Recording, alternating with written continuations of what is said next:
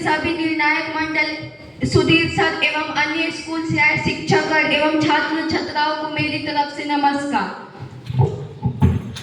मेरा नाम खुशी राजिया है और हमारा उप विषय है बिहार में फसल की पैदावार एवं खाद्य सुरक्षा पर होने वाली जलवायु परिवर्तन का प्रभाव।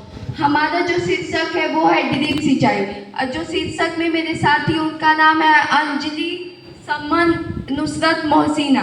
तो आइए हम सबसे पहले ड्रिप सिंचाई के परिचय के बारे में जानते हैं। आजकल पानी की समस्या बढ़ती जा रही है, कई जगह पे पानी एक समस्या बन गई है। यहाँ तक कि हमारे बिहार में भी समय पे बारिश नहीं हो पाती है, सूखे जैसी स्थिति आ जाती है। इन सब का कारण है भूमिगत जल का कम होना। देश के कई क्षेत्रों में तो की खेती में कर सकते हैं, इनसे पानी का भी कम उपयोग होता है। ड्रिप सिंचाई एक आधुनिक प्रभावित प्रणाली सिंचाई है जिसमें पानी को पाइप के माध्यम से बूंद बूंद करके पौधों की जड़ों तक पहुंचाया जाता है। इसे हम बूंद सिंचाई भी कहते हैं। यह विधि पारंपरिक सिंचाई में एक बहुत ही ज़्यादा जल संरक्षण करने वाला सिंचाई है। इससे हम फसल की पैदावार को बढ़ा सकते हैं जो जलवायु परिवर्तन एवं अनिश्चित बारिश के कारण प्रभावित हो रही है। इनसे सिर्फ जल का ही बचत नहीं होता है बल्कि हम उर्वरकों और कीटनाशकों को भी जल में मिलाकर सीधे पौधों की जड़ों तक पहुंचा सकते हैं, जिससे हमें मजदूरों की भी जरूरत नहीं पड़ेगी। ड्रिप सिंचाई में पानी को पाइप या ट्यूब के माध्यम से पौधों की जड़ों तक पहुंचाया जाता है, जिससे पानी की कम बर्बादी होती है एवं फसल अच्छा होता है और यह आने वाले समय में जलवायु परिवर्तन की चुनौतियों में निपटने के लिए बहुत अच्छा सिंचाई है। अब आइए हम ड्रिप सिंचाई के अवलोकन के बारे में जानते हैं।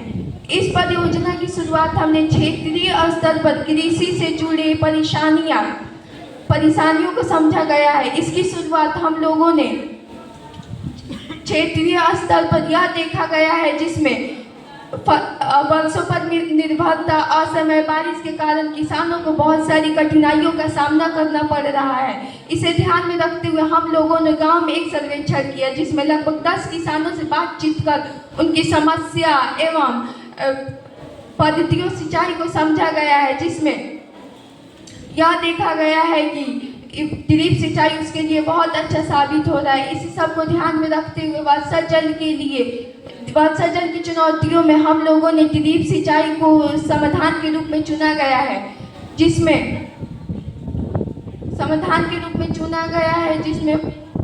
जल को सीधे पाइप के माध्यम से पौधों में पहुंचाया जाता है, जिससे बहुत अच्छा फसल होता है और यह फसल की गुणवत्ता एवं जलवायु सुरक्षा से भी संभव है। Thank you. अब डाटा संग्रह के बारे में मेरी अगली ही सहपाठी बताएंगे।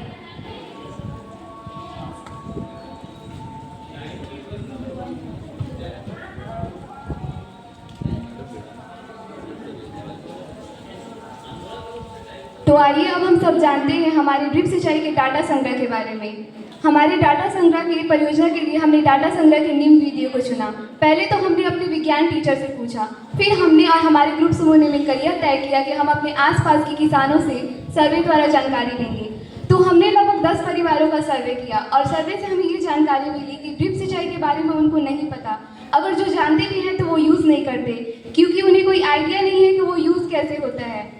जब हमको सर्वे से कोई जानकारी नहीं मिली तो दूसरा हमने ऑनलाइन सोर्स से जानकारी ली, जैसे कृषि विभाग की वेबसाइट से, गूगल से, यूट्यूब से ड्रिप सिंचाई के फायदे जैसे पानी बचाने के तरीके और भी अलग अलग राज्यों में इसका उपयोग का रिपोर्ट लिया। और देखा जाए तो दूसरी कंट्री में इसका उपयोग काफ़ी पहले से हो रहा है, लेकिन बात की जाए हमारे इंडिया की तो महाराष्ट्र, कर्नाटक, तमिलनाडु और भी कई जगह पे इसका उपयोग हो रहा है। लेकिन बिहार में यह भी स्टार्ट हुआ है, कुछ जगहों पे स्टार्ट हुआ है जैसे समस्तीपुर, बेगूसराय में ये स्टार्ट हुआ है, लेकिन बिहार में अभी भी 0.34% ही किसान इसका यूज़ कर पा रहे हैं।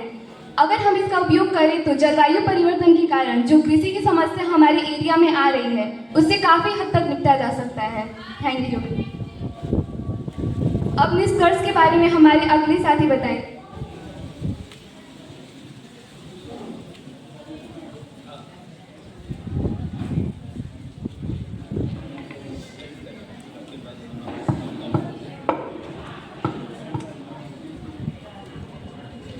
इस अध्ययन के